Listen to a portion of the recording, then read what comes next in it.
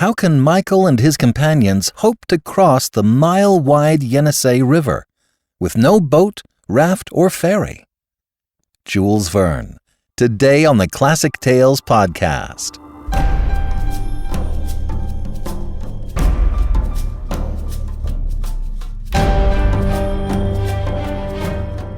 Welcome to the Classic Tales podcast, where we use an audiobook format to give you an immersive experience in classic literature. You can get friendlier with the classics you know and discover some that may be new to you. I'm your host, BJ Harrison. I'm a professional audiobook narrator, and I'm glad you could join us. With the Audiobook Library Card, you gain access to everything I've personally curated from the public domain and recorded over the past 18 years. Every title was chosen with intent because it was calling to me for some reason. I needed to record it. After 18 and a half years of doing this, we're still winning awards and turning heads. Subscribe to the Audiobook Library Card for $9.99 a month and get access to it all. Thousands of hours of content at your disposal. It's the best audiobook deal on the internet. Go to audiobooklibrarycard.com or follow the link in the show notes and download and listen all you want. I've discovered a new and easier way to listen to the audiobooks downloaded from the store, through the Audiobook Library Card or otherwise. It's the free Pocketbook app. It's just a little more intuitive than the Kaibook app, and it's available for iPhone and Android. Links can be found in the show notes. I've also made a new video walkthrough so you can see how easy it is to download and listen using Pocketbook. Feel free to check it out. Before we dive into today's story, I want to start a little new feature called the Word for the Week. Each week, we'll have a definition from the devil's lexicographer himself, Ambrose Bierce. Over the course of 30 years, Bierce nearly weekly wrote a cynical definition of a common word, sometimes consisting of poems, which he sold to various newspapers and periodicals. After 30 years, he collected all of these into one volume, which came to be called The Devil's Dictionary. In keeping with the spirit of its creation, we'll hear one of his jocular definitions before we begin today's show. So, the word for the week is infancy, and here to read it is Ambrose Bierce himself. Infancy. Noun. The period of our lives when, according to Wordsworth, heaven lies about us. The world begins lying about us pretty soon afterward. Thank you, Mr. Bierce. And now, Michael Strogoff, Part 8 of 9, by Jules Verne.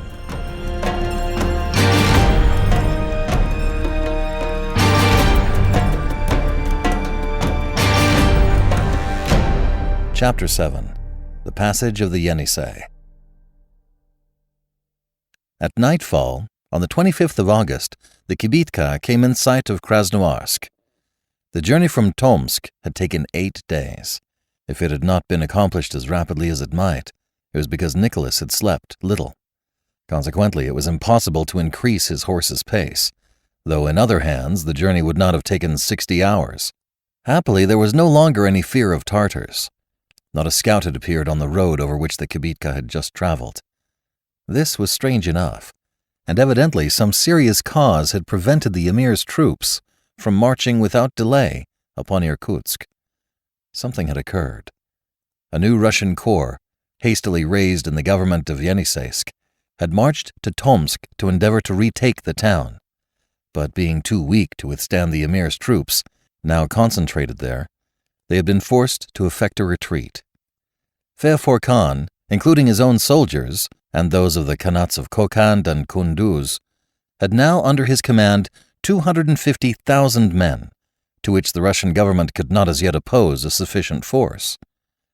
The invasion could not, therefore, be immediately stopped, and the whole Tartar army might at once march upon Irkutsk.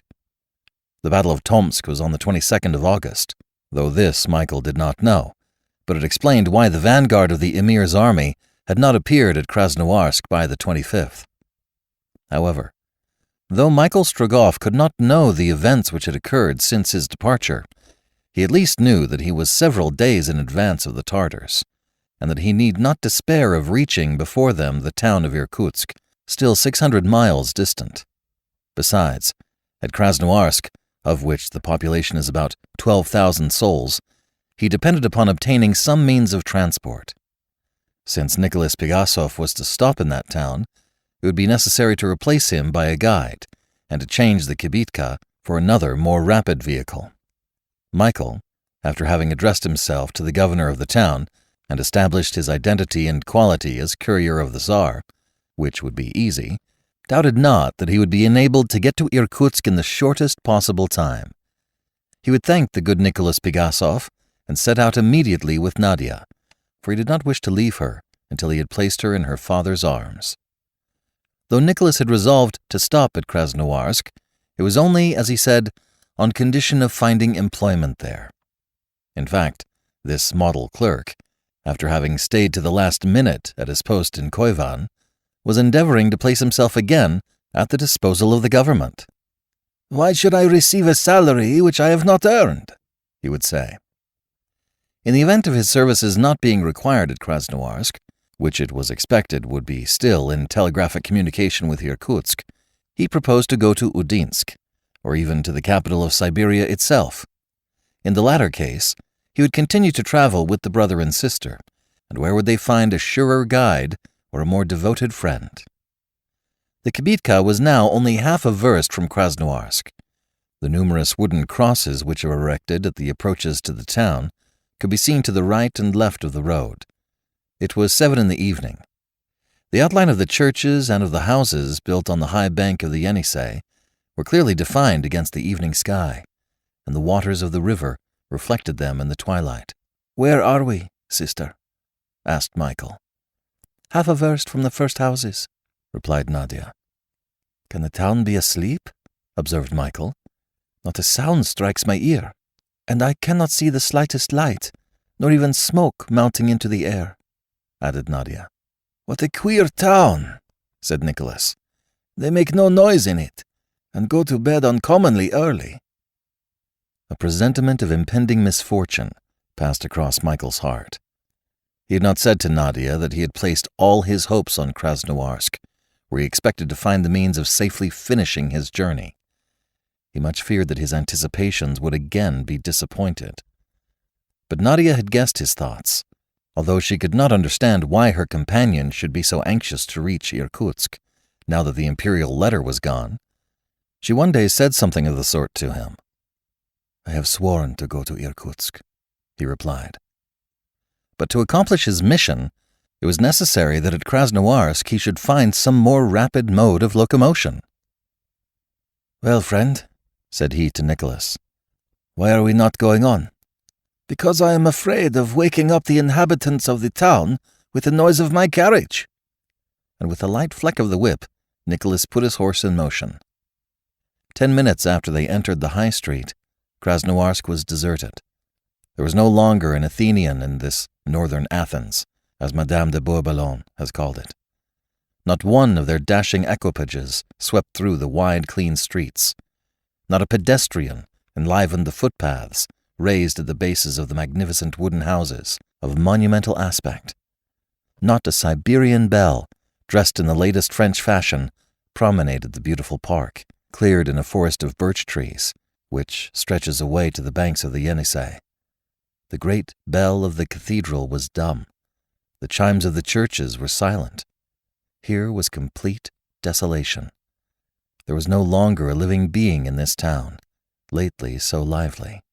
The last telegram sent from the Tsar's cabinet, before the rupture of the wire, had ordered the governor, the garrison, the inhabitants, whoever they might be, to leave Krasnoyarsk, to carry with them any articles of value, or which might be of use to the Tartars, and to take refuge at Irkutsk. The same injunction was given to all the villagers of the province. It was the intention of the Muscovite government to lay the country desert before the invaders. No one thought for an instant of disputing these orders. They were executed, and this was the reason why not a single human being remained in Krasnoyarsk. Michael Strogoff, Nadia, and Nicholas passed silently through the streets of the town. They felt half stupefied. They themselves made the only sound to be heard in this dead city. Michael allowed nothing of what he felt to appear, but he inwardly raged against the bad luck which pursued him, his hopes being again disappointed. "Alack, alack," cried Nicholas, "I shall never get any employment in this desert." "Friend," said Nadia, "you must go on with us." "I must indeed," replied Nicholas. "The wire is no doubt still working between Udinsk and Irkutsk. And there. Shall we start, little father?" "Let us wait till tomorrow," answered Michael. "You are right," said Nicholas. "We have the Yenisei to cross, and need light to see our way there." "To see," murmured Nadia, thinking of her blind companion. Nicholas heard her, and turning to Michael, "Forgive me, little father," he said. "Alas, day and night, it is true, are all the same to you." "Do not reproach yourself, friend," replied Michael, pressing his hand over his eyes. "With you for a guide, I can still act. Take a few hours' repose. Nadia must rest too. Tomorrow we will recommence our journey." Michael and his friends had not to search long for a place of rest. The first house, the doors of which they pushed open, was empty, as well as all the others. Nothing could be found within but a few heaps of leaves. For want of better fodder, the horse had to content himself with this scanty nourishment. The provisions of the kibitka were not yet exhausted, so each had a share. Then, after having knelt before a small picture of the Panagia, hung on the wall, and still lighted up by a flickering lamp, Nicholas and the young girl slept, whilst Michael, over whom sleep had no influence, watched. Before daybreak the next morning, the 26th of August, the horse was drawing the kibitka through the forests of birch trees toward the banks of the Yenisei. Michael was in much anxiety. How was he to cross the river, if, as was probable, all boats had been destroyed to retard the Tartars' march? He knew the Yenisei. Its width was considerable, its currents strong. Ordinarily, by means of boats specially built for the conveyance of travelers, carriages, and horses, the passage of the Yenisei takes about 3 hours, and then it is with extreme difficulty that the boats reach the opposite bank. Now, in the absence of any ferry, how was the kibitka to get from one bank to the other? Day was breaking when the kibitka reached the left bank, where one of the wide alleys of the park ended. They were about 100 feet above the Yenisei, and could therefore survey the whole of its wide course. "Do you see a boat?" asked Michael, casting his eyes eagerly about from one side to the other, mechanically, no doubt, as if he could really see. "It is scarcely light yet, brother," replied Nadia. "The fog is still thick, and we cannot see the water. But I hear it roaring." Indeed, from the fog issued a dull roaring sound. The waters being high, rushed down with tumultuous violence. All three waited until the misty curtain should rise. The sun would not be long in dispersing the vapors. "Well?" asked Michael. "The fog is about to roll away, brother," replied Nadia, "and it will soon be clear." "Then you do not see the surface of the water yet?" "Not yet." "Have patience, little father," said Nicholas. "All this will soon disappear. Look, here comes the breeze. It is driving away the fog. The trees on the opposite hills are already appearing. It is sweeping, flying away. The kindly rays of the sun have condensed all that mass of mist. Ah, how beautiful it is, my poor fellow, and how unfortunate that you cannot see such a lovely sight." "Do you see a boat?" asked Michael. "I see nothing of the sort," answered Nicholas. "Look well, friend, on this and the opposite bank, as far as your eye can reach. A raft, even a canoe?" Nicholas and Nadia, grasping the bushes on the edge of the cliff, bent over the water. The view they thus obtained was extensive. At this place, the Yenisei was not less than a mile in width, and forms 2 arms of unequal size, through which the waters flow swiftly. Between these arms lie several islands, covered with alders, willows, and poplars, looking like verdant ships anchored in the river. Beyond rise the high hills of the eastern shore, crowned with forests, whose tops were then empurpled with light. The Yenisei stretched on either side as far as the eye could reach. The beautiful panorama lay before them for a distance of 50 versts. But not a boat was to be seen. All had been taken away or destroyed, according to order. Unless the Tartars should bring with them materials for building a bridge of boats, their march toward Irkutsk would certainly be stopped for some time by this barrier, the Yenisei. "I remember," said Michael, "that higher up, on the outskirts of Krasnoyarsk, there is a little quay. There the boats touch. Friend, let us go up the river and see if some boat has not been forgotten on the bank." Nadia seized Michael's hand and started off at a rapid pace in the direction indicated. If only a boat or a barge large enough to hold the kibitka could be found, or even one that would carry just themselves, Michael would not hesitate to attempt the passage. 20 minutes after, all three had reached the little quay, with houses on each side quite down to the water's edge. It was like a village standing beyond the town of Krasnoyarsk. But not a boat was on the shore, not a barge at the little wharf, nothing even of which a raft could be made, large enough to carry 3 people. Michael had questioned Nicholas, who made the discouraging reply that the crossing appeared to be absolutely impracticable. "We shall cross," answered Michael. The search was continued. They examined the houses on the shore, abandoned like all the rest of Krasnoyarsk. They had merely to push open the doors and enter. The cottages were evidently those of poor people, and quite empty. Nicholas visited one, Nadia entered another, and even Michael went here and there and felt about, hoping to light upon some article that might be useful. Nicholas and the girl had each fruitlessly rummaged these cottages and were about to give up the search when they heard themselves called. Both ran to the bank and saw Michael standing on the threshold of a door. "Come!" he exclaimed. Nicholas and Nadia went towards him and followed him into the cottage. "What are these?" asked Michael, touching several objects piled up in a corner. "They are leathern bottles," answered Nicholas. "Are they full?" "Yes, full of kumis. We have found them very opportunely to renew our provisions." Kumis is a drink made of mare's or camel's milk, and is very sustaining and even intoxicating, so that Nicholas and his companions could not but congratulate themselves on the discovery.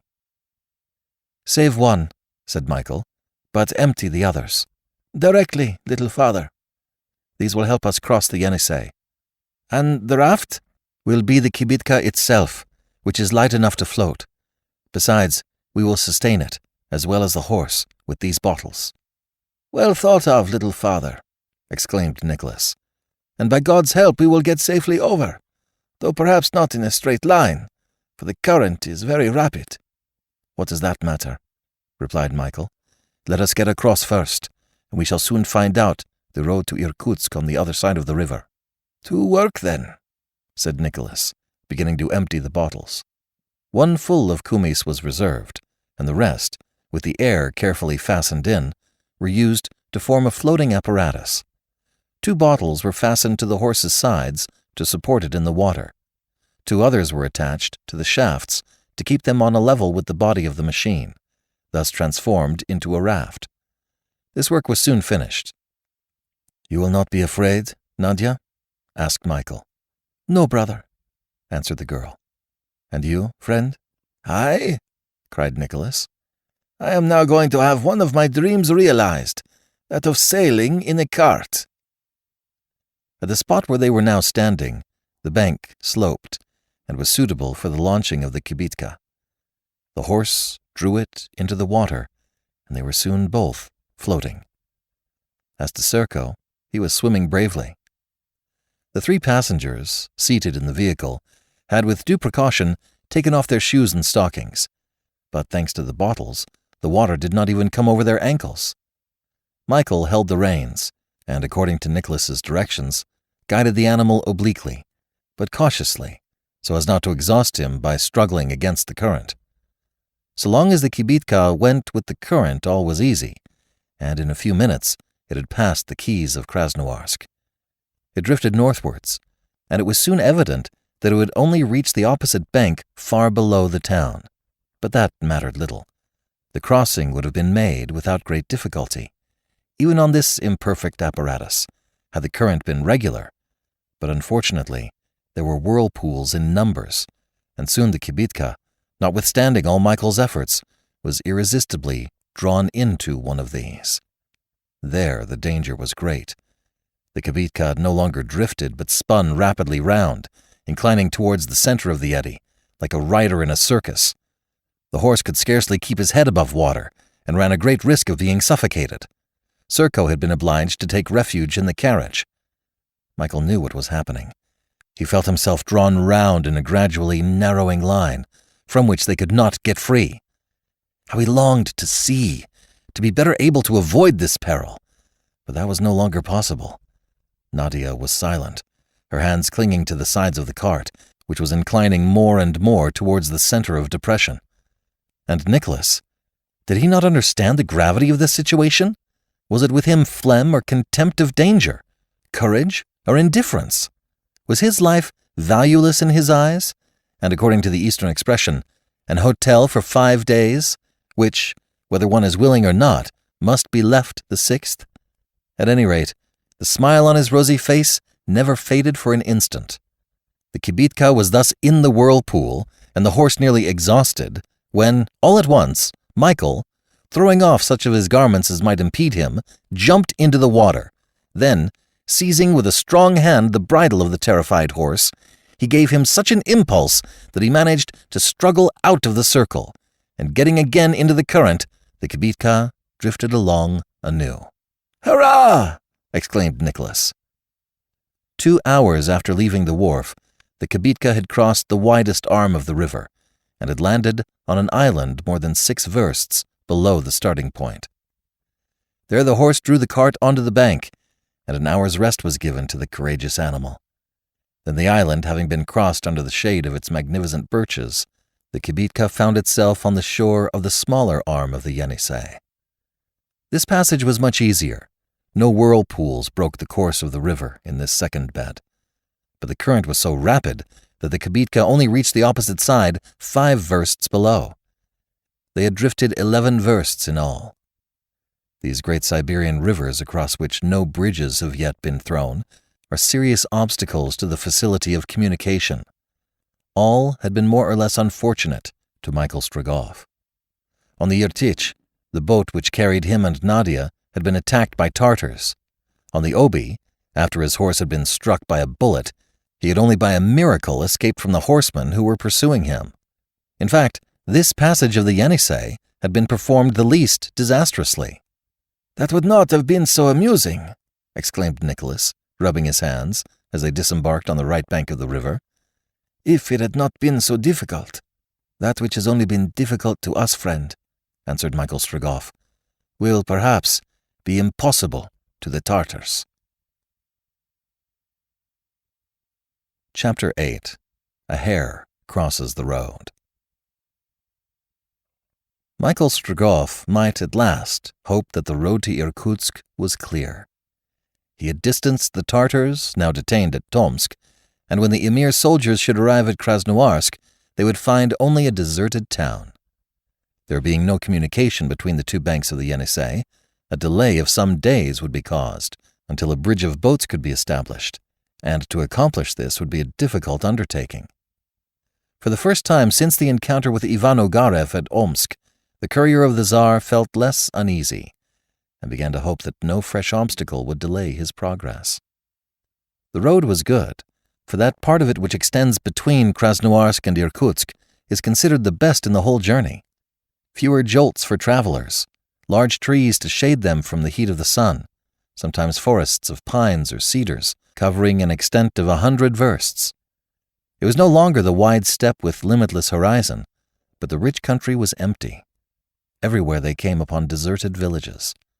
The Siberian peasantry had vanished. It was a desert, but a desert by order of the Tsar. The weather was fine, but the air, which cooled during the night, took some time to get warm again. Indeed, it was now near September, and in this high region the days were sensibly shortening. autumn here lasts but a very little while, although this part of Siberian territory is not situated above the 55th parallel, that of Edinburgh and Copenhagen. However, winter succeeds summer almost unexpectedly. These winters of Asiatic Russia may be said to be precocious, considering that during them the thermometer falls until the mercury is frozen nearly 42 degrees below zero, and that 20 degrees below zero is considered an unsupportable temperature. The weather favored our travelers. It was neither stormy nor rainy. The health of Nadia and Michael was good, and since leaving Tomsk, they had gradually recovered from their past fatigues. As to Nicholas Pigasov, he had never been better in his life. To him this journey was a trip, an agreeable excursion, in which he employed his enforced holiday. "Decidedly," said he, "this is pleasanter than sitting 12 hours a day, perched on a stool, working the manipulator." Michael had managed to get Nicholas to make his horse quicken his pace. To obtain this result, he had confided to Nicholas that Nadia and he were on their way to join their father, exiled at Irkutsk, and that they were very anxious to get there. Certainly it would not do to overwork the horse, for very probably they would not be able to exchange him for another. But by giving him frequent rests, every 10 miles for instance, 40 miles in 24 hours could easily be accomplished. Besides, the animal was strong, and of a race calculated to endure great fatigue. He was in no want of rich pasturage along the road, the grass being thick and abundant. Therefore it was possible to demand an increase of work from him. Nicholas gave in to all these reasons. He was much moved at the situation of these two young people, going to share their father's exile. Nothing had ever appeared so touching to him. With what a smile he said to Nadia, "Divine goodness! What joy will Mr. Korpanov feel when his eyes behold you, when his arms open to receive you. If I go to Irkutsk, and that appears very probable now, will you permit me to be present at that interview? You will you not?" Then, striking his forehead, "But I forgot. What grief, too, when he sees that his poor son is blind. Ah, everything is mingled in this world." However, the result of all this was the kibitka went faster, and according to Michael's calculations, now made almost 8 miles an hour. After crossing the little river Biryusa, the kibitka reached Biryusansk on the morning of the 4th of September. There, very fortunately, for Nicholas saw that his provisions were becoming exhausted, he found in an oven a dozen pogachas, a kind of cake prepared with sheep's fat, and a large supply of plain boiled rice. This increase was very opportune, for something would soon have to be needed to replace the kumis with which the kibitka had been stored at Krasnoyarsk. After a halt, the journey was continued in the afternoon. The distance to Irkutsk was not now much more over 300 miles. There was not a sign of the Tartar vanguard. Michael Strogoff had some grounds for hoping that his journey would not be again delayed, and that in 8 days, or at most 10, he would be in the presence of the Grand Duke. On leaving Biryusinsk, a hare ran across the road, in front of the kibitka. "Ah!" exclaimed Nicholas. "What is the matter, friend?"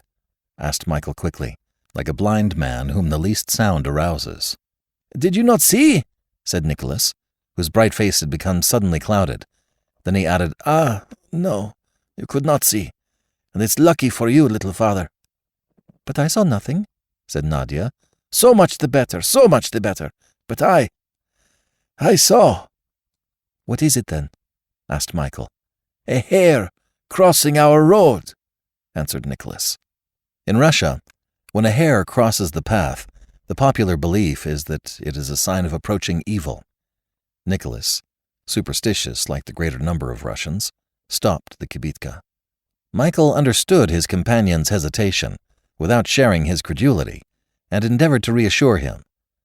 "There is nothing to fear, friend," said he. "Nothing for you, nor for her, I know, little father," answered Nicholas. "But for me, it is my fate," he continued, and he put his horse in motion again. However, in spite of these forebodings, the day passed without any accident. At 12 o'clock the next day, the 6th of September, the kibitka halted in the village of Alsalevok, which was as deserted as the surrounding country. There, on a doorstep, Nadia found 2 of those strong-bladed knives used by Siberian hunters. She gave one to Michael, who concealed it among his clothes, and kept the other herself. Nicholas had not recovered his usual spirits.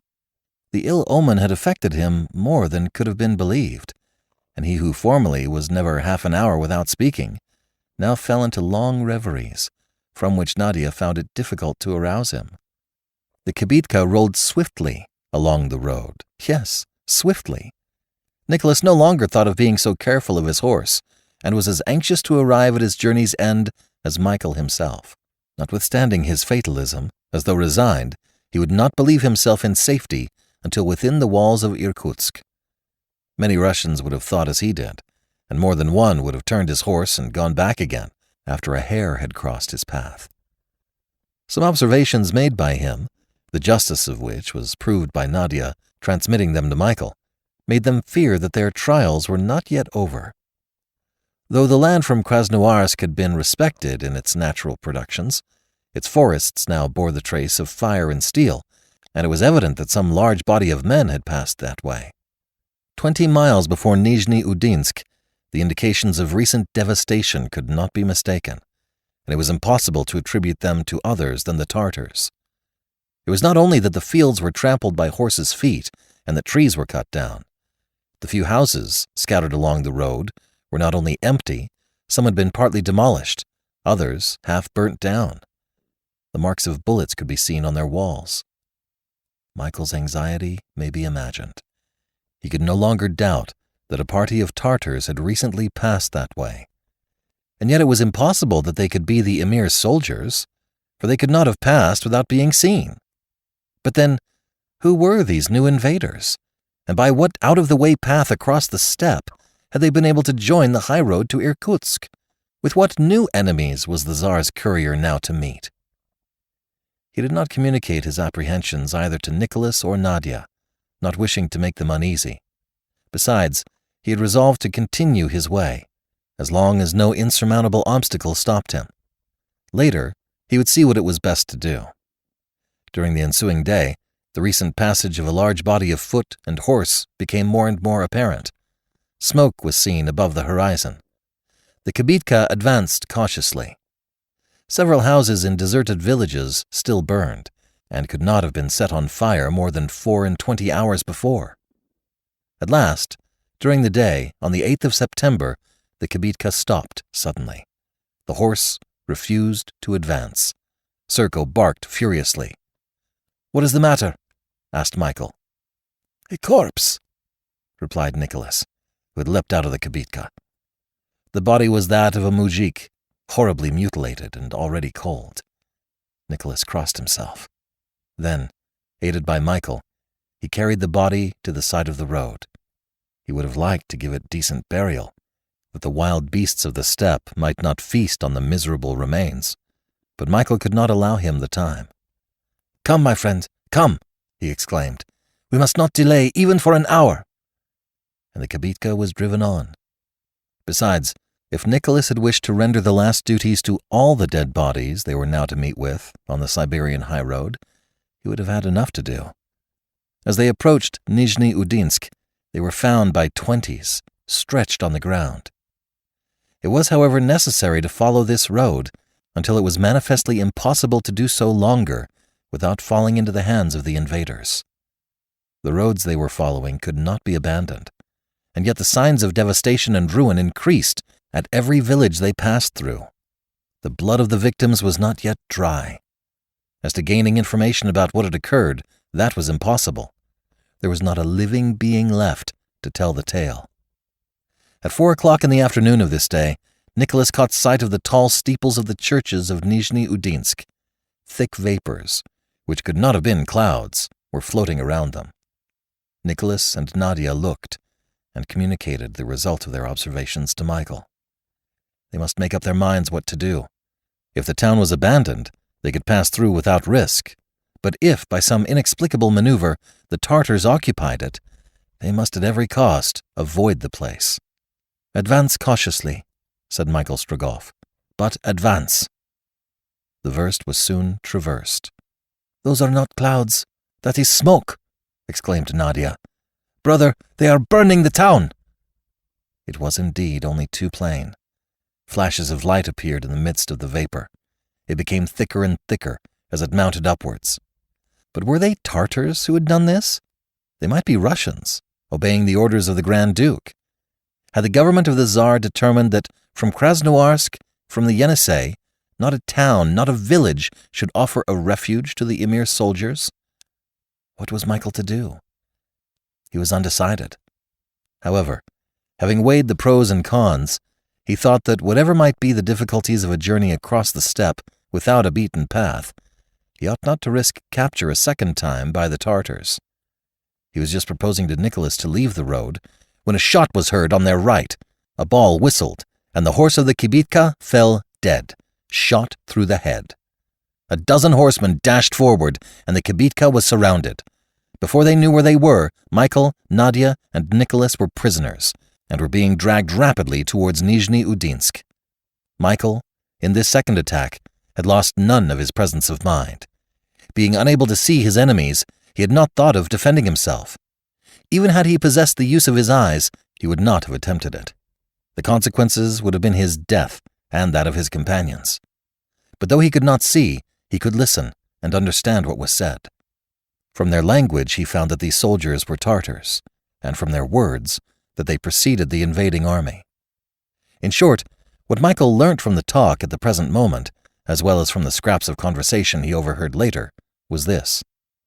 These men were not under the direct orders of the Emir, who was now detained beyond the Yenisei. They made part of a third column chiefly composed of Tartars from the Khanats of Kokland and Kunduz, and which Feofar's army was to effect a junction in the neighborhood of Irkutsk. By Ogarev's advance, in order to assure the success of the invasion in the eastern provinces, this column had skirted the base of the Altai Mountains. Pillaging and ravaging, it had reached the upper course of the Yenisei. There, guessing what had been done at Krasnoyarsk by order of the Tsar, and to facilitate the passage of the river to the Emir's troops, this column had launched a flotilla of boats, which would enable Feofar to cross and resume the road to Irkutsk.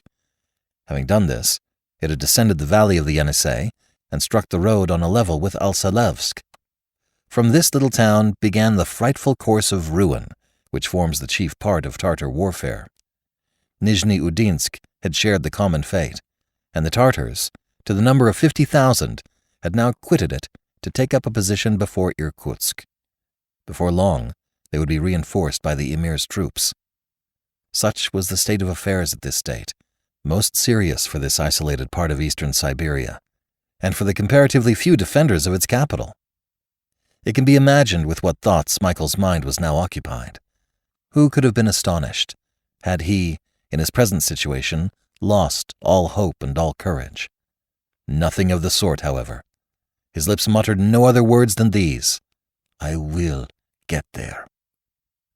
Half an hour after the attack of the Tartar horsemen, Michael Strogoff, Nadia, and Nicholas entered Nizhny Udinsk. The faithful dog followed them, though at a distance. They could not stay in the town, as it was in flames, and about to be left by the last of the marauders. The prisoners were therefore thrown on horses and hurried away.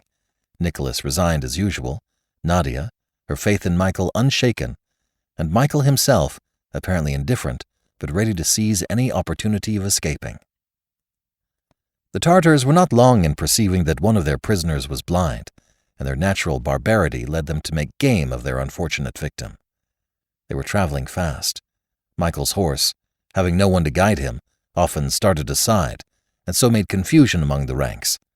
This drew on his rider such abuse and brutality as wrung Nadia's heart, and filled Nicholas with indignation. But what could they do? They could not speak the Tartar language, and their assistance was mercilessly refused. Soon it occurred to these men, in a refinement of cruelty, to exchange the horse Michael was riding for one which was blind. The motive of the change was explained by a remark which Michael overheard.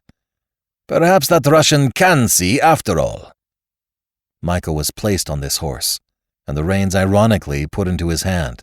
Then, by dint of lashing, throwing stones and shouting, the animal was urged into a gallop. The horse, not being guided by his rider, blind as himself, sometimes ran into a tree, sometimes went quite off the road. In consequence, collisions and falls, which might have been extremely dangerous.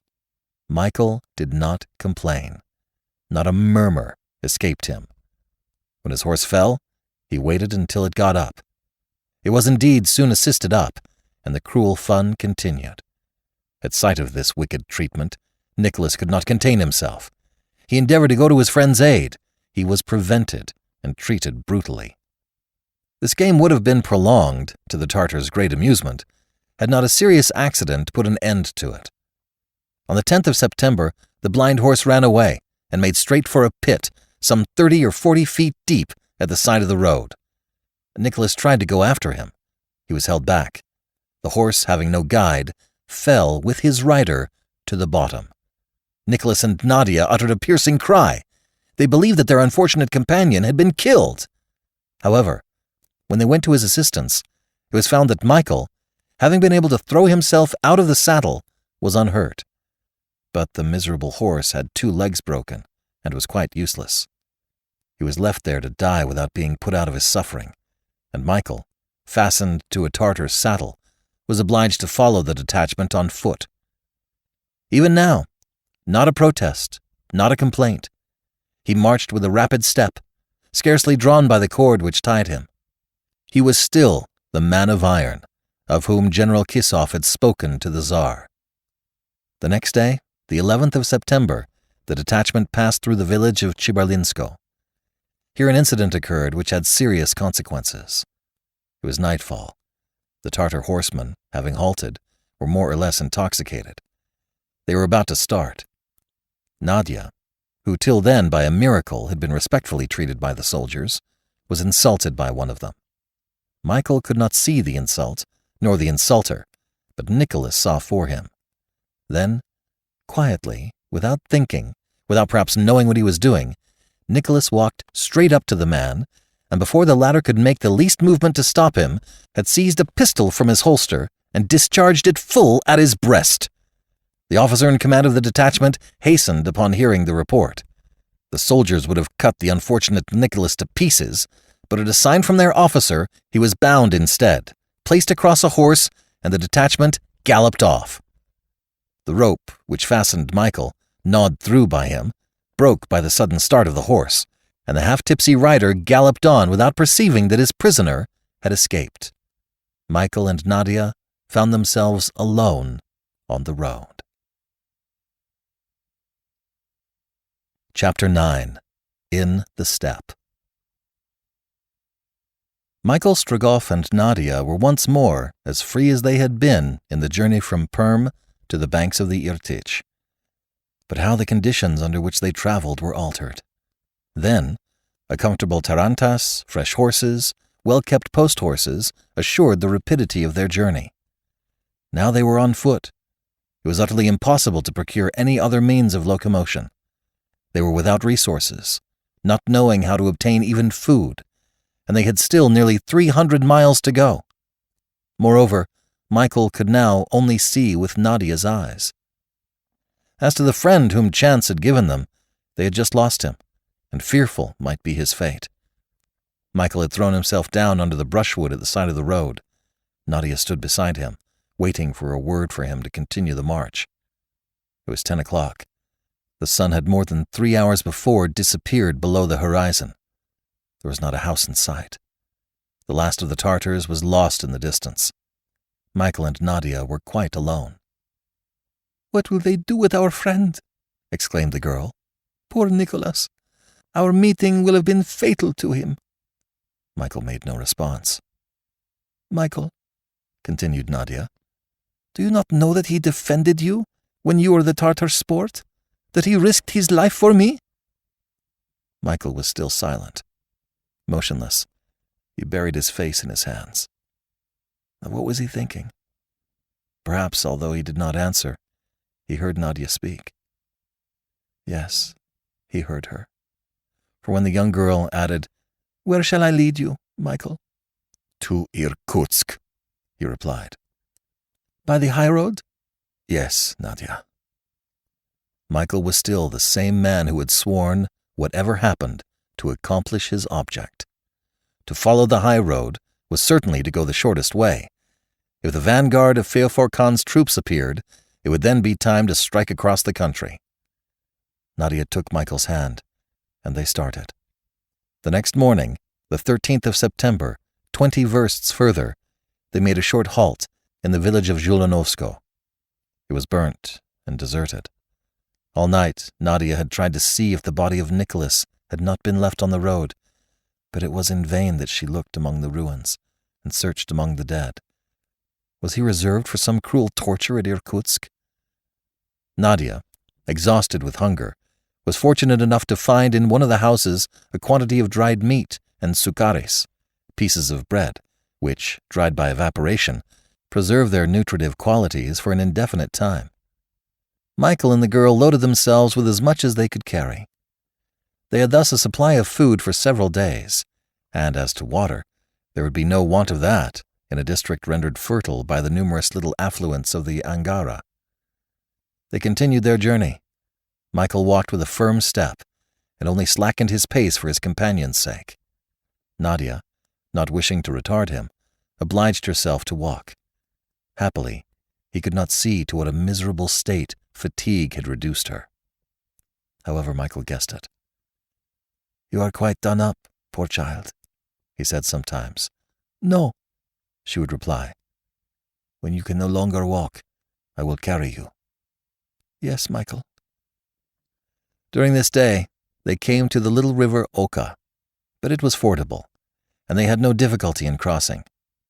The sky was cloudy, and the temperature moderate. There was some fear that the rain might come in, which would much have increased their misery. A few showers fell, but they did not last. They went on as before, hand in hand, speaking little, Nadia looking about on every side. Twice a day they halted. 6 hours of the night were given to sleep. In a few huts, Nadia again found a little mutton. But contrary to Michael's hopes, there was not a single beast of burden in the country.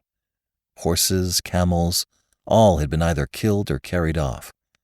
They must still continue to plod along this weary steppe on foot. The third Tartar column, on its way to Irkutsk, had left plain traces. Here a dead horse, there an abandoned cart. The bodies of unfortunate Siberians lay along the road, principally at the entrances to villages. Nadia, overcoming her repugnance, looked at all these corpses. The chief danger lay not before but behind.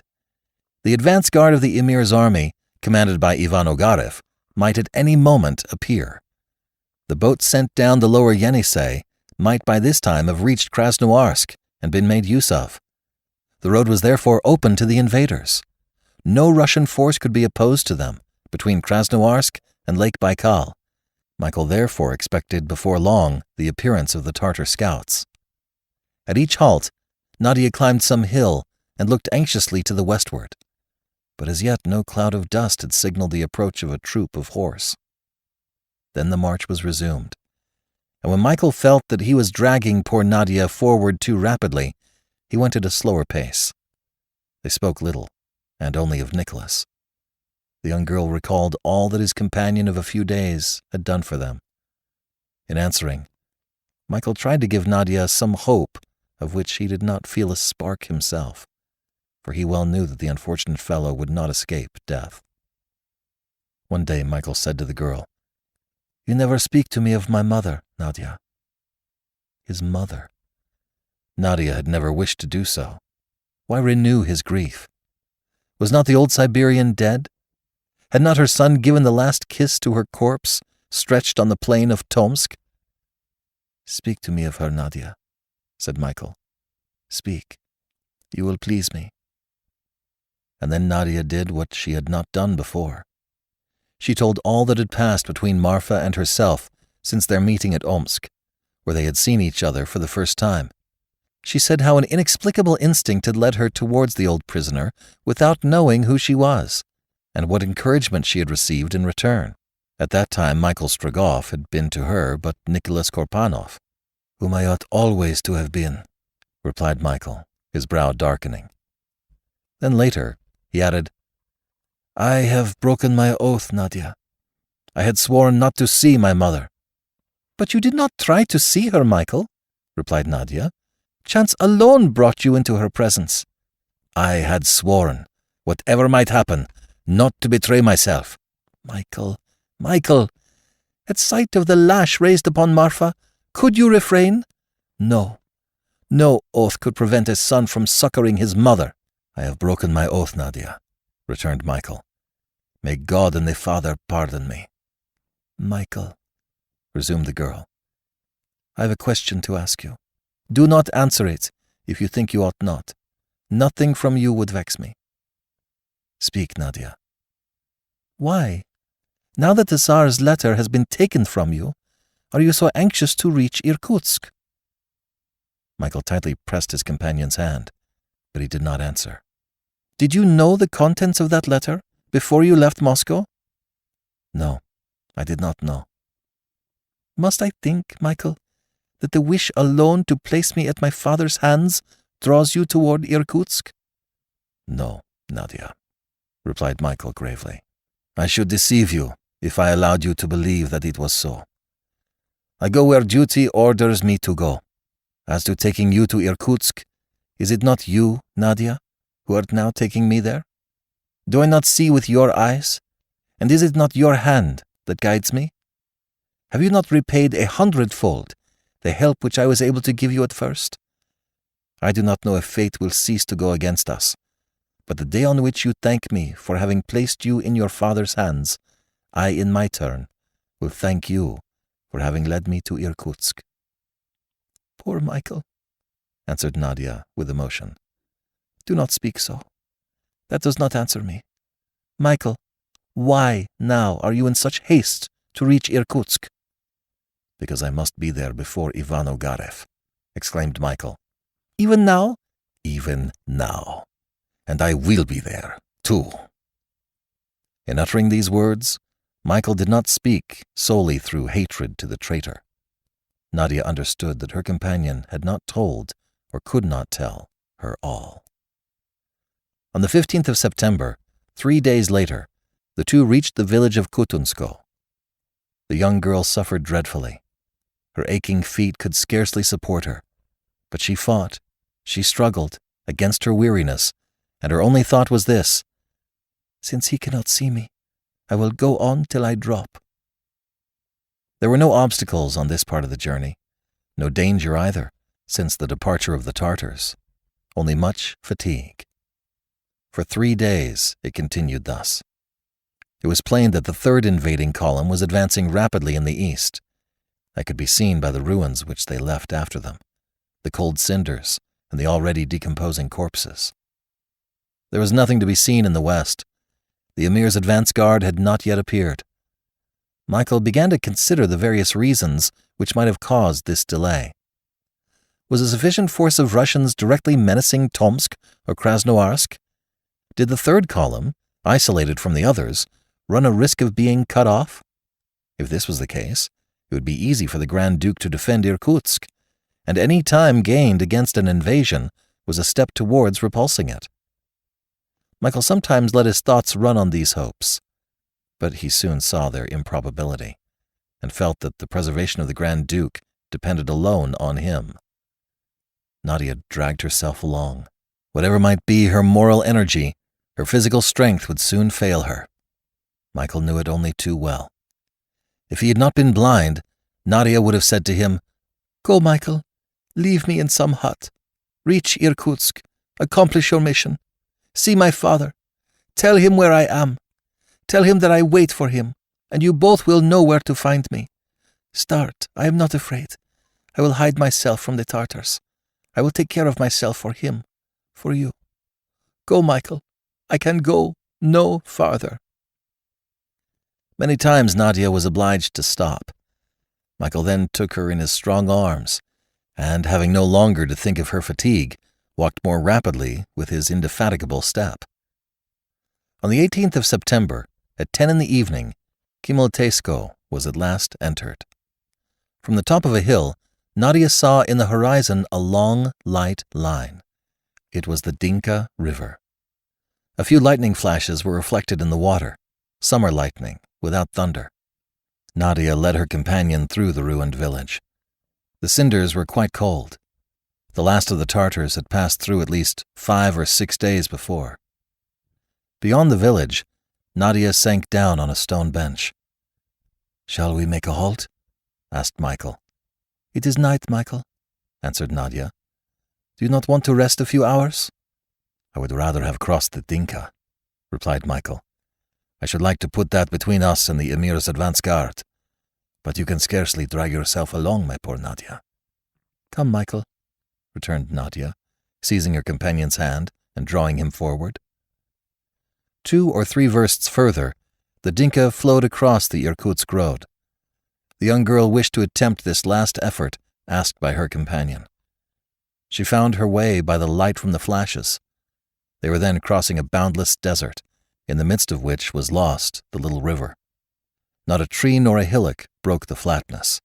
Not a breath disturbed the atmosphere, whose calmness would allow the slightest sound to travel an immense distance. Suddenly, Michael and Nadia stopped, as if their feet had been fast to the ground. The barking of a dog came across the steppe. "Do you hear?" said Nadia. Then a mournful cry succeeded it, a despairing cry, like the last appeal of a human being about to die. "Nicholas! Nicholas!" cried the girl, with a foreboding of evil. Michael, who was listening, shook his head. "Come, Michael, come," said Nadia, and she, who just now was dragging herself with difficulty along, suddenly recovered strength, under violent excitement. "We have left the road," said Michael, feeling that he was treading no longer on powdery soil, but on short grass. "Yes, we must," returned Nadia. "It was there, on the right, from which the cry came." In a few minutes, they were not more than half a verst from the river. A second bark was heard, but although more feeble, it was certainly nearer. Nadia stopped. "Yes," Michael said. "It is Serko barking. He has followed his master." "Nicholas!" called the girl. Her cry was unanswered. Michael listened. Nadia gazed over the plain, illumined now and again with electric light, but she saw nothing. And yet a voice was again raised, this time murmuring in a plaintive tone, "Michael!" Then a dog, all bloody, bounded up to Nadia. It was Serko. Nicholas could not be far off. He alone could have murmured the name of Michael. Where was he? Nadia had no strength to call again. Michael, crawling on the ground, felt about with his hands. Suddenly Serko uttered a fresh bark and darted towards a gigantic bird which had swooped down. It was a vulture. When Serko ran towards it, it rose, but returning struck at the dog. The latter leapt up at it. A blow from the formidable beak alighted on his head, and this time Serko fell back, lifeless, on the ground. At the same moment a cry of horror escaped Nadia. "There! There!" she exclaimed. A head issued from the ground. She had stumbled against it in the darkness. Nadia fell on her knees beside it.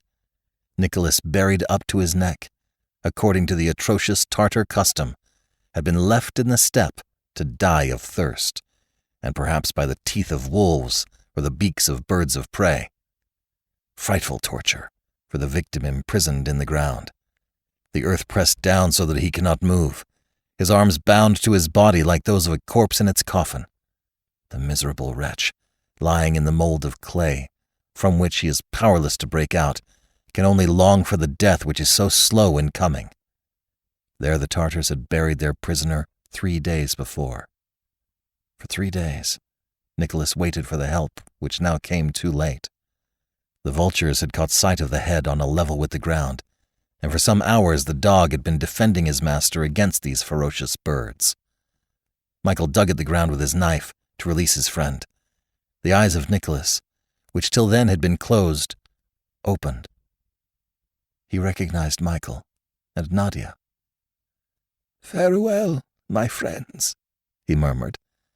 "I am glad to have seen you again. Pray for me." Michael continued to dig, though the ground, having been tightly rammed down, was as hard as stone, and he managed at last to get out the body of the unhappy man. He listened if his heart was beating. It was still.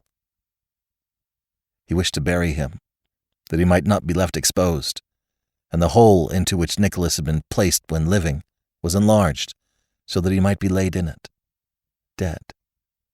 The faithful Serko was laid by his master. At that moment a noise was heard on the road, about half a verst distant. Michael Strogoff listened. It was evidently a detachment of horse advancing towards the Dinka. "Nadia! Nadia!" he said in a low voice. Nadia, who was kneeling in prayer, arose. "Look, look," said he. "The Tartars," she whispered. It was indeed the Emir's advance guard, passing rapidly along the road to Irkutsk.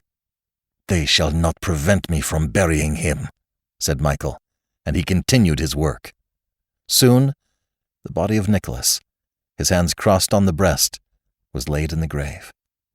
Michael and Nadia, kneeling, praying a last time for the poor fellow, inoffensive and good, who had paid for his devotion towards them with his life.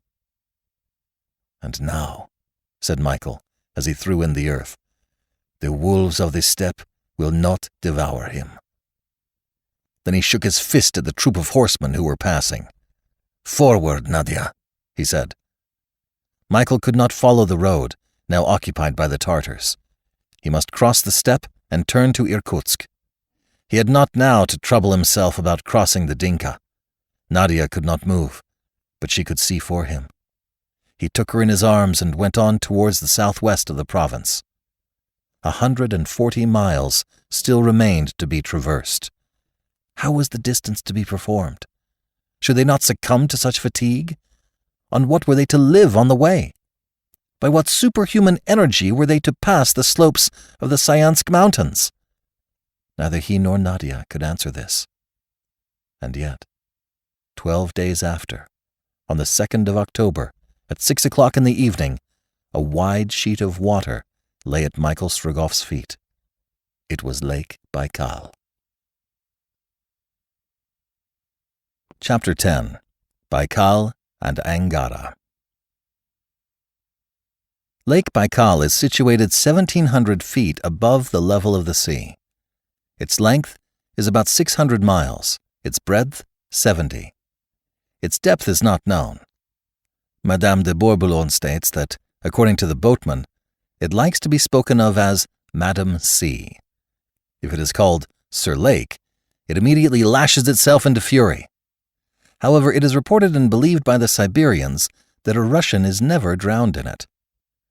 This immense basin of fresh water, fed by more than 300 rivers, is surrounded by magnificent volcanic mountains.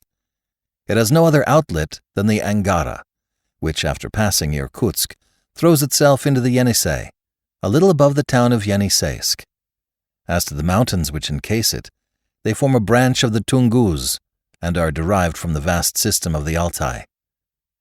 In this territory, subject to peculiar climatical conditions, the autumn appears to be absorbed in the precocious winter. It was now the beginning of October.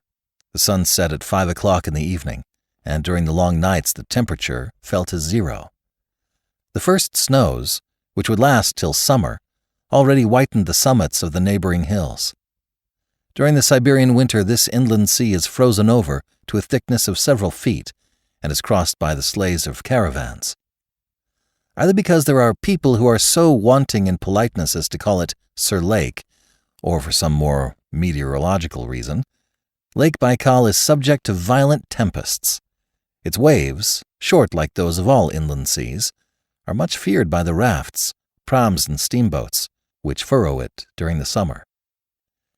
It was the southwest point of the lake which Michael had now reached, carrying Nadia, whose whole life, so to speak, was concentrated in her eyes. But what could these two expect, in this wild region, if it was not to die of exhaustion and famine? And yet what remained of the long journey of 4,000 miles for the Tsar's courier to reach his end? Nothing but 40 miles, on the shore of the lake, up to the mouth of the Angara, and 60 miles from the mouth of the Angara to Irkutsk. In all, 100 miles, or 3 days' journey for a strong man, even on foot. Could Michael Strogoff still be that man? Heaven, no doubt, did not wish to put him to this trial. The fatality which had hitherto pursued his steps seemed for a time to spare him. This end of the Baikal, this part of the steppe, which he believed to be a desert, which it usually is, was not so now. About 50 people were collected at the angle formed by the end of the lake. Nadia immediately caught sight of this group, when Michael, carrying her in his arms, issued from the mountain pass. The girl feared for a moment that it was a Tartar detachment, sent to beat the shores of the Baikal, in which case flight would have been impossible to them both, but Nadia was soon reassured. "Russians!" she exclaimed, and with this last effort her eyes closed and her head fell on Michael's breast. But they had been seen, and some of these Russians, running to them, led the blind man and the girl to a little point at which was moored a raft. The raft was just going to start. These Russians were fugitives of different conditions, whom the same interest had united at Lake Baikal. Driven back by the Tartar scouts, they hoped to obtain a refuge at Irkutsk, but not being able to get there by land, the invaders having occupied both banks of the Angara, they hoped to reach it by descending the river which flows through the town. Their plan made Michael's heart leap. A last chance was before him, but he had strength to conceal this, wishing to keep his incognito more strictly than ever. The fugitives' plan was very simple. A current in the lake runs along by the upper bank to the mouth of the Angara. This current they hoped to utilize, and with its assistance to reach the outlet of Lake Baikal. From this point to Irkutsk, the rapid waters of the river would bear them along at a rate of 8 miles an hour. In a day and a half they might hope to be in sight of the town. No kind of boat was to be found. They had been obliged to make one. A raft, or rather a float of wood, similar to those which usually are drifted down Siberian rivers, was constructed. A forest of firs growing on the bank had supplied the necessary materials. The trunks, fastened together with osiers, made a platform on which 100 people could have easily found room. On board this raft, Michael and Nadia were taken. The girl had returned to herself. Some food was given to her as well as to her companion. Then, lying on a bed of leaves, she soon fell into a deep sleep. To those who questioned him, Michael Strogoff said nothing of what had taken place at Tomsk. He gave himself out as an inhabitant of Krasnoyarsk, who had not been able to get to Irkutsk before the emir's troops arrived on the left bank of the Dinka, and he added that, very probably, the bulk of the Tartar forces had taken up a position before the Siberian capital. There was not a moment to be lost. Besides, the cold was becoming more and more severe. During the night, the temperature fell below 0. Ice was already forming on the surface of the Baikal.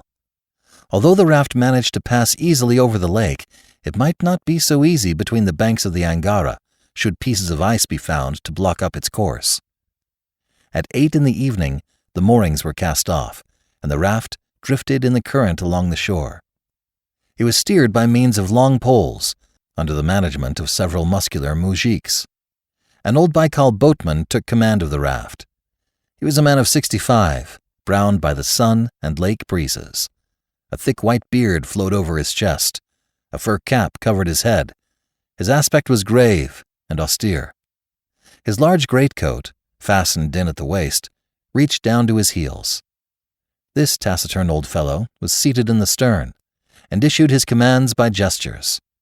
Besides, the chief work consisted in keeping the raft in the current, which ran along the shore, without drifting out into the open. It has been already said that Russians of all conditions had found a place on the raft. Indeed, to the poor moujiks, the women, old men, and children, were joined 2 or 3 pilgrims, surprised on their journey by the invasion, a few monks, and a priest. The pilgrims carried a staff, a gourd hung at the belt, and they chanted psalms in a plaintive voice. One came from the Ukraine, another from the Yellow Sea, and a third from the Finland provinces. This last, who was an aged man, carried at his waist a little padlocked collecting box, as if it had been hung at a church door. Of all that he collected during his long and fatiguing pilgrimage, nothing was for himself. He did not even possess the key of the box, which would only be opened on his return. The monks came from the north of the empire. 3 months before, they had left the town of Archangel. They had visited the sacred islands near the coast of Karelia, the convent of Solovetsk, the convent of Troitsa, those of St. Antony and St. Theodosia at Kiev, that of Kazan, as well as the Church of the Old Believers, and they were now on their way to Irkutsk, wearing the robe, the cowl, and the clothes of serge.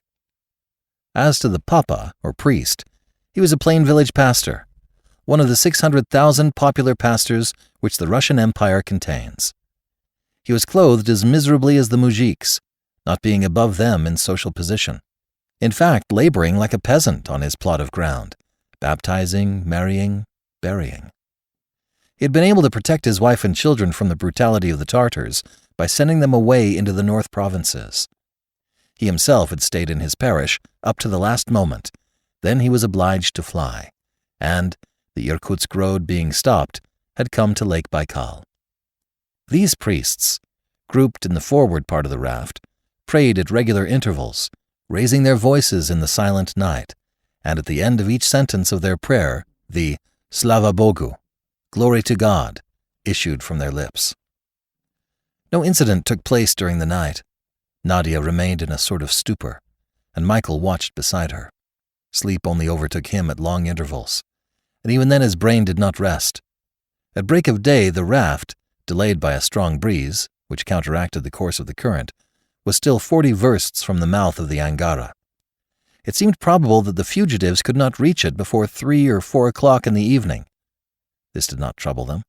On the contrary, for they would then descend the river during the night, and the darkness would also favor their entrance into Irkutsk. The only anxiety exhibited at times by the old boatman was concerning the formation of ice on the surface of the water. The night had been excessively cold. Pieces of ice could be seen drifting towards the west. Nothing was to be dreaded from these, since they could not drift into the Angara, having already passed the mouth, but pieces from the eastern end of the lake might be drawn by the current between the banks of the river. This would cause difficulty, possibly delay, and perhaps even an insurmountable obstacle which would stop the raft. Michael therefore took immense interest in ascertaining what was the state of the lake, and whether any large number of ice blocks appeared. Nadia, being now awake, he questioned her often, and she gave him an account of all that was going on. Whilst the blocks were thus drifting, curious phenomena were taking place on the surface of the Baikal. Magnificent jets from springs of boiling water shot up from some of those artesian wells which nature had bored in the very bed of the lake. These jets rose to a great height and spread out in vapor, which was illuminated by the solar rays and almost immediately condensed by the cold. This curious sight would have assuredly amazed a tourist traveling in peaceful times on this Siberian sea. At 4 in the evening, the mouth of the Angara was signaled by the old boatman, between the high granite rocks of the shore. On the right bank could be seen the little port of Livenichanya, its church, and its few houses built on the bank. But the serious thing was that the ice blocks from the east were already drifting between the banks of the Angara, and consequently were descending towards Irkutsk. However, their number was not yet great enough to obstruct the course of the raft, nor the cold great enough to increase their number. The raft arrived at the little port and there stopped. The old boatman wished to put into harbor for an hour in order to make some repairs.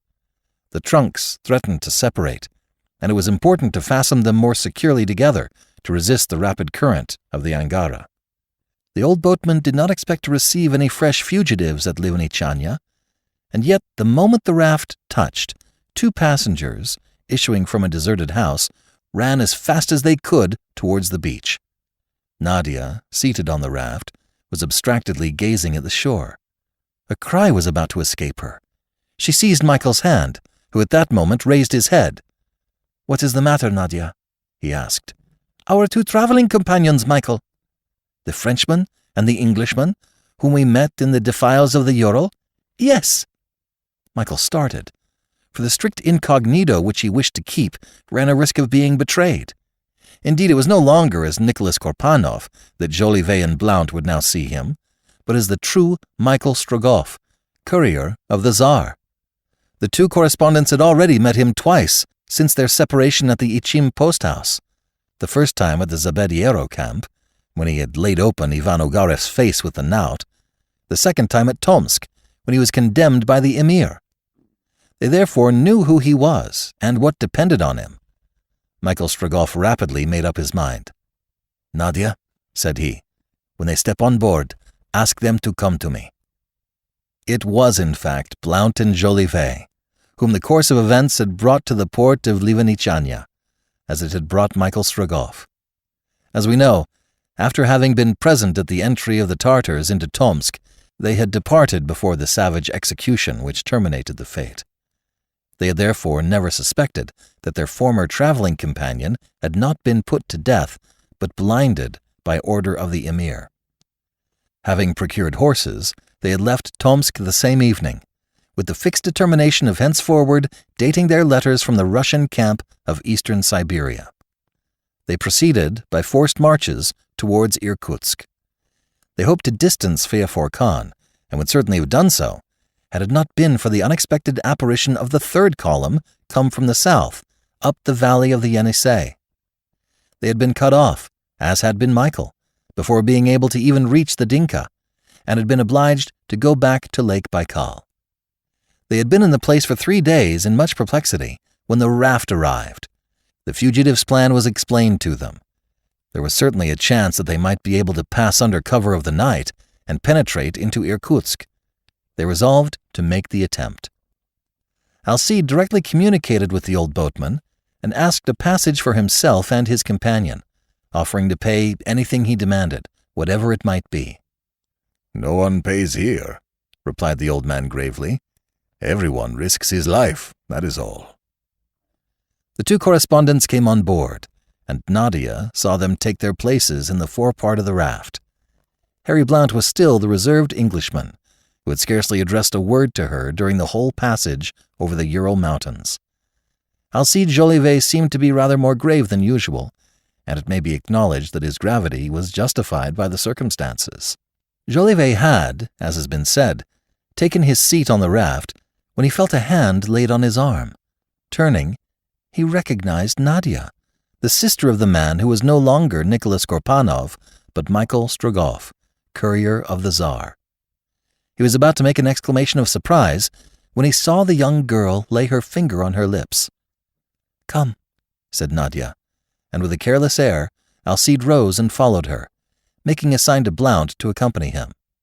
But if the surprise of the correspondents had been great at meeting Nadia on the raft, it was boundless when they perceived Michael Strogoff, whom they had believed to be no longer living.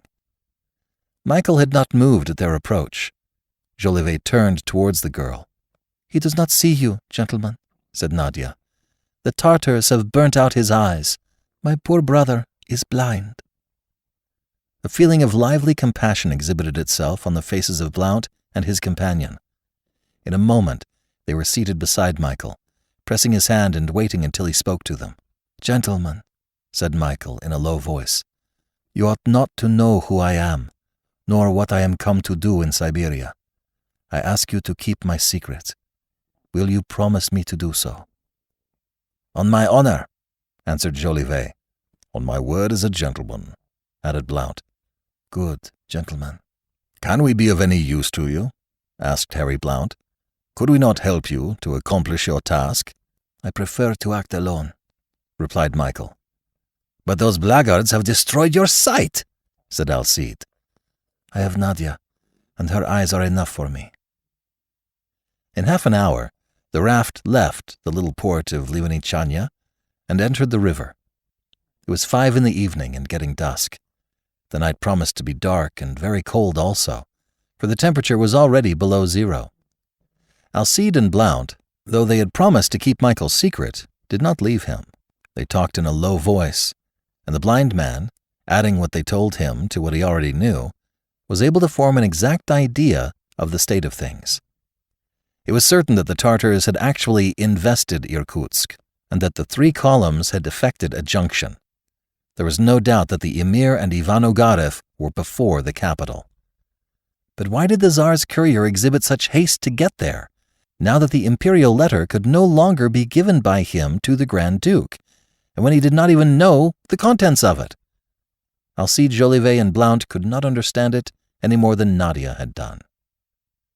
No one spoke of the past, except when Jolivet thought it his duty to say to Michael, "We owe you some apology for not shaking hands with you when we separated at Ichim. No, you had reason to think me a coward. At any rate," added the Frenchman, "you knouted the face of that villain finely, and he will carry the mark of it for a long time." "No, not a long time," replied Michael quietly.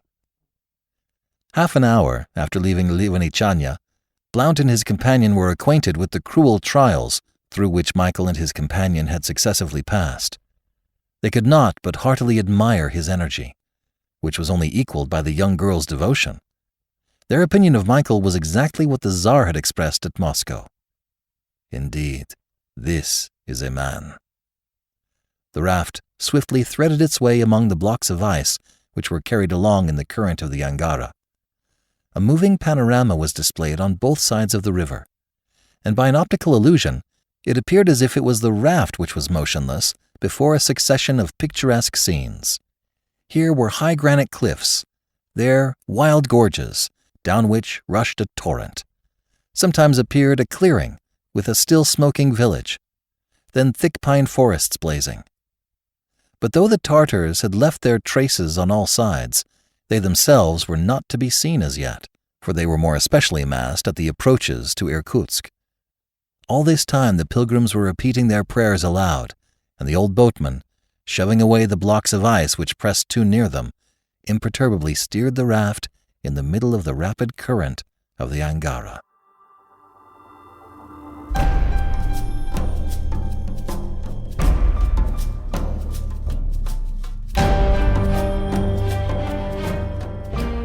This is B.J. Harrison.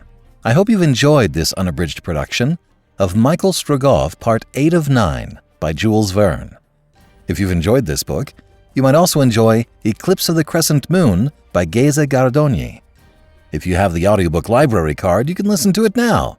Go to audiobooklibrarycard.com, subscribe for a monthly subscription, and you're off to the races. Thank you for joining me today and allowing classic literature to awaken your better self. Please join me next time, and we'll rediscover the greatest stories ever put to paper.